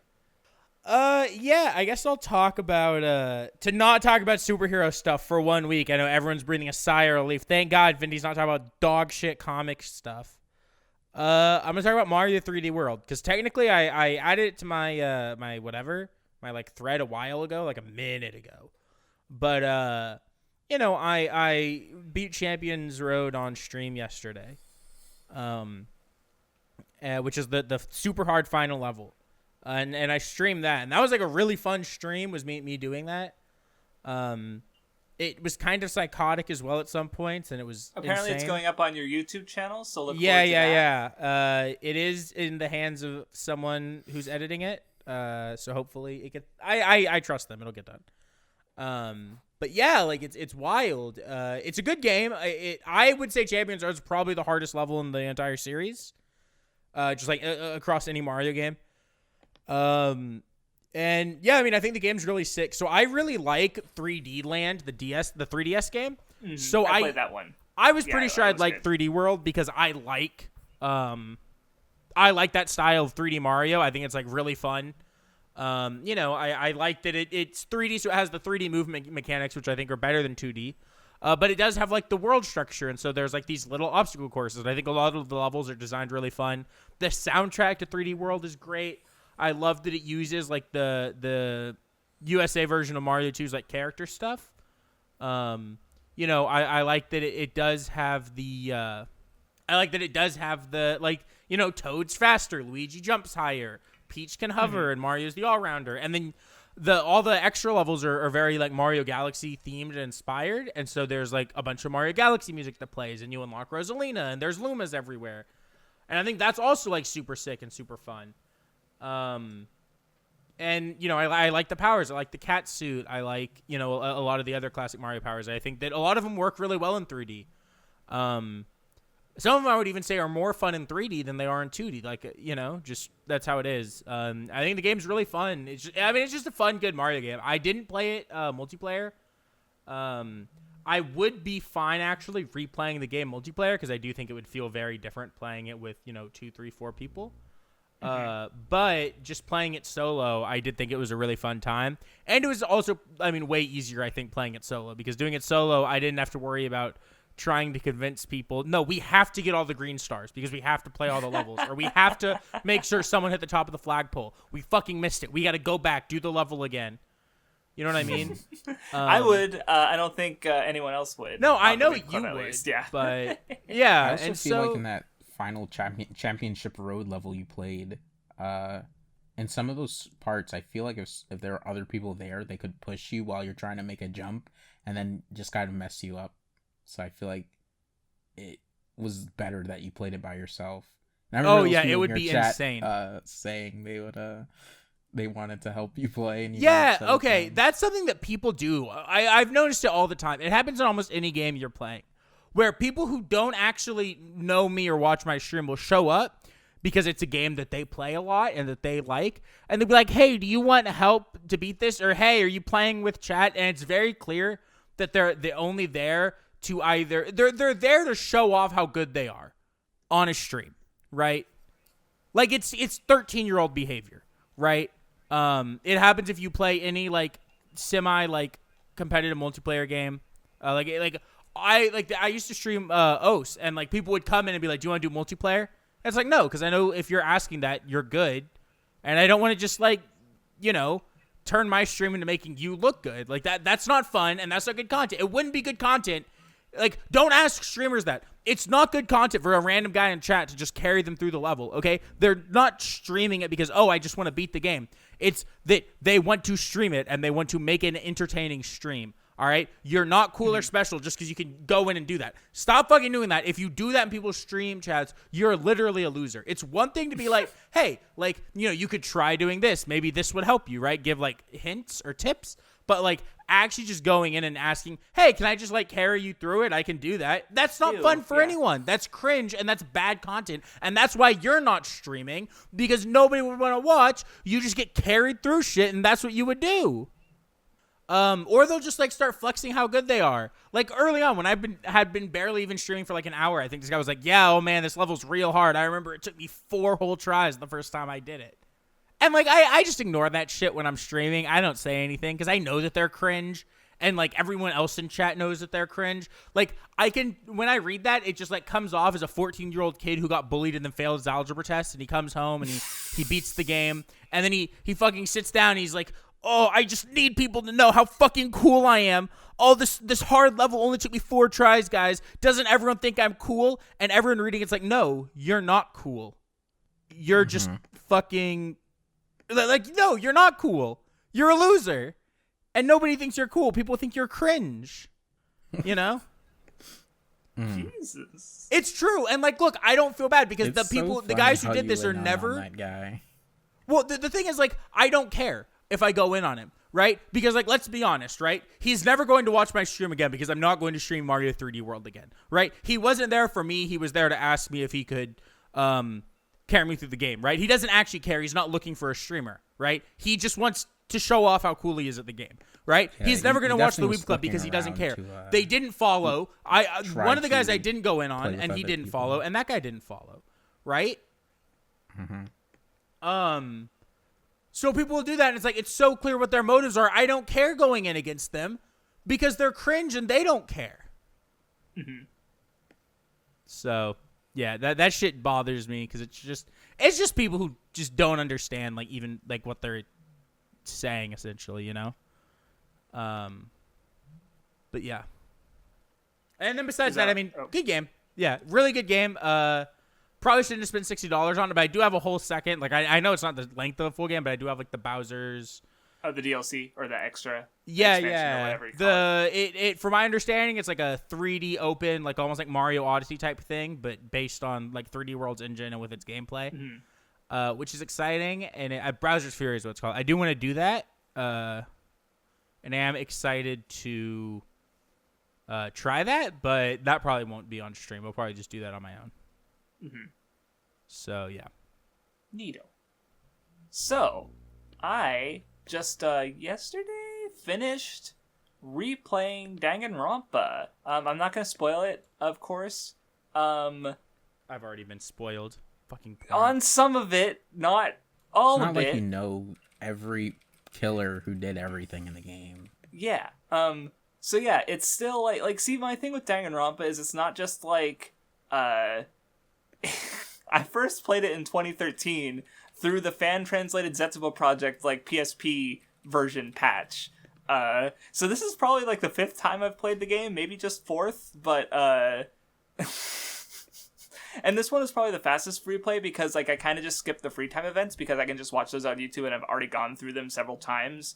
And I just, like, I know how to beat, like, I didn't even use any of the, like, there's one mechanic where you do the free times and you get, like, abilities, you know, skills that you can use to make the I don't trials even easier. notice those ever, really. I don't use them anymore because I already know what to do. And if I lose, it just you just have to do it again with full health, and it doesn't matter. Like, I already know what to do anyway, so it's like yeah, it'll make your first time going through the game easier, but it really doesn't matter. But I guess, like, my thing with Danganronpa is just, like, it's, you know, I've enjoyed it for so long, and it's just been like I've made 6 videos on Danganronpa, and I'm going to make more, at least one more. That's going to be pretty comprehensive as far as I've, like, mentally planned it out. And I've also, even before that, before I even started YouTube, I wrote a 760 thousand word fanfic trilogy on Danganronpa, with kind of original characters in the same universe doing the same with the same like structure of having to take part in a killing game. Looking back, I think I could have done it better, but I still do like parts of it, and it's just like, I don't know, Danganronpa like creatively inspired me. It's just like important to me, and like replaying the game, I'm only appreciating it more, because even when I replayed it back in 2016, as evidenced in my Danganronpa review / analysis series, is I was still being kind of cringe about some things, even though I also got the point of the game, I think. Like, I think my understanding of the core point hasn't changed, but I have noticed more going on that I didn't pick up on before, or even just areas or characters more specifically that I just didn't understand before.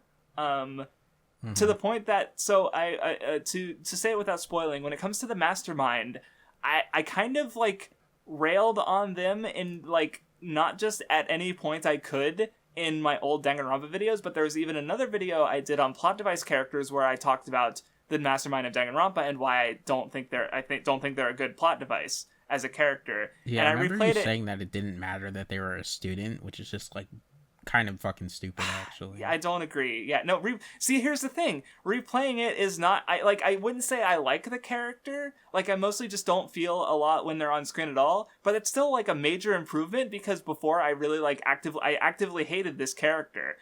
But as far as like what they contribute to the story, I think they're like legitimately good, or at least there's some things I need to check to be sure, because there's a supplemental light novel called Danganronpa Zero, which adds more characterization, but I did not reread that for my video series, and of course I do still need to replay Danganronpa the rest of the franchise as well. But like, I think they're a character that works really well for the series, and my takes that they were bad were kind of cringe and dumb. And like, I might think they're a really, like, actually a pretty interesting character at the end of the day, especially in ways that contrast with the main character, Naegi, and also another character in Danganronpa 2, Komaeda, who is, the inspiration for, especially, it's not as visible on this Weeb Club art, but if you look at the old Weeb Club art, I'm very clearly wearing like Komaeda's clothes, because he's literally just one of my favorite characters of all time. I love like everything about him. And I'm really excited to play Danganronpa 2, because just to illustrate how much you like him, there was a point in time where you put him above Luffy. Like, I know it's like always been back and forth, but like, on one of your 4x4s, you decided to give him the main spot. No, it's at least like, one time. So it's like, right, you like him enough to even consider that. It's kind of crazy. Right, like, you have Luffy, who's like a fucking phenomenal character in a series that I've liked for 15 years. Over 15 years actually, and the Komaeda, who's just this one character in Danganronpa 2, a majorly important character, but still, and they're basically my two favorite characters. Period. So I guess, like, what else can I talk about Danganronpa like that I haven't before? I love the soundtrack. Like, for me, like, a lot of it I've listened to because when I was writing my fanfic, like, I would play appropriate parts of the soundtrack of Danganronpa on loop. And yeah, I could just listen to that shit all day. I really like it. I just like the aesthetic. It's funny, like the voice. It's got an all-star voice cast, and like, so there's just parts like that I'm smiling or laughing, because I especially love Miyuki Sawashiro's performance. It's probably my favorite performance of hers in Danganronpa, my favorite performance of hers anywhere is in Danganronpa, is what I should say. She's so fucking funny. Like, it just puts a big smile on my face. Like, she's just so funny. And there's like lots of times where like a character will say something dumb and someone will just do like a deadpan reaction and I laugh. Like, I just, just the act of it, like, I'm at the point where like the act of playing it is just like enjoyable to me, and like there's still like several moments that made me tear up, and including the finale, which is really cool how it like uses the mechanics. Not as cool as some of the later entries of the franchise, but still pretty cool. Honestly, my only issue with the game is I think that Chapter 3 is kinda boring, because it mostly focuses on characters who aren't that interesting, and the case is really like, I don't know, I never liked the case, to the point that even when I first played the game, I felt like I understood the case completely before I even like started the trial. When usually how the cases work is the trial is sort of like there to walk you through the case, and you sort of piece things together as it goes. Especially in later games where they even introduce evidence during the trial at times, which doesn't. It's not that it doesn't happen for the first game, but it's less necessary in some cases. Though I guess that's also a thing about, because I've also been reading Detective Conan, and I feel like I really see, the thing with mysteries is I do like mysteries and murder cases and stuff, because I've written in my fanfic trilogy I've written over a dozen murder mystery things. But my thing with Conan is that I don't necessarily like sitting down and solving them, especially because a lot of time they need fucking or not a lot of time, but sometimes there's like language involved, and I'm like 20 pages away from the answer anyway. So like playing Danganronpa 1 again, like I already know all the cases front to back. So there's no like surprise anymore. So it's like part of me is like, well, shit. Is there something that's like because Ace Attorney exists, and I know that so there's something with murder cases that I can go through and like piece together the answer myself and figure it out, and that's fun to me. But I can't do that with Danganronpa anymore because I know all the cases. Mm-hmm. So it's sad. And I guess I just only like it in the video games where like I have to figure out the case to literally proceed in the game. So yeah. But yeah, I replayed Danganronpa and I still really like it.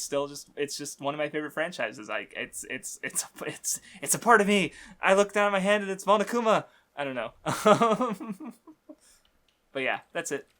Are you gonna watch Danganronpa 3? Yes. The plan is, because I've been doing weekly group watches with MathWiz, where we've been watching Durarara, and we're in the last third of the second season, so we're almost done. We have like 10 episodes left, I think. And after that, we're going to watch Sensorol, which is a pair of movies that was advertised in Durarara because it takes place in, why can't I say it? Holy shit. It takes place in a part of Japan, and there were like movie posters for anime stuff, and we lost our minds trying to figure out what they were because some of them seemed familiar. And apparently 2 of them were advertising Sensorol, which is, yeah, like I said, 2 movies. So we're going to watch those because I don't make the rules. I just follow them, even though I made the rules. And after that, we're going to watch the English dub of Danganronpa 3 because apparently they make some funny changes. And it's like, I feel like we just have to experience. I want to watch the dub because it sounds funny. And I'll probably talk about it when we finish it. But yeah, so I just need to replay Danganronpa 2 before we finish Durara and Sensorol. So yeah, and then we'll watch Danganronpa 3. You what? hate it. How are you gonna hate Danganronpa 3 and then on your big chance to like give it another chance and give it another shot and see what it's really doing, you're just gonna watch the dub? Like, what the heck? It's so toxic, actually. Because we've both watched, and Mathis has watched the original. She's the one who said, like, who's pointed out some things that maybe I'd like it more rewatching it, because she also watched it in the original Japanese fairly recently. So, and I've seen it before. So it's like, yeah. It's Hateful. not like I haven't seen the original Japanese. Hateful. WattheWut DM'd me, and he told me to say that, I'll say this in quotes, because he asked me a question. I said, I'm recording right now. I'm not going to answer it. And he said, oh, you're recording right now. And I said, yeah. And he said, say that you're glad I'm gone and that I actually told you I hate Love Live. So I'm glad that What's gone and he hates Love Live. Unfortunate. All right, that sounds like a good place to end off on the episode, unless none wants to bitch at me more for Danganronpa reasons. What the heck? I'm saying it's pretty toxic of you. Pog? Why don't you watch it yourself again? I am. After I finish Danganronpa 2. I'm playing it. Well, when are you doing that? I've been playing it. I just haven't been talking about it. Oh, cool. Okay, cool. Adios, muchachos. Love y'all. Thank you for watching. Goodbye. Unfortunate.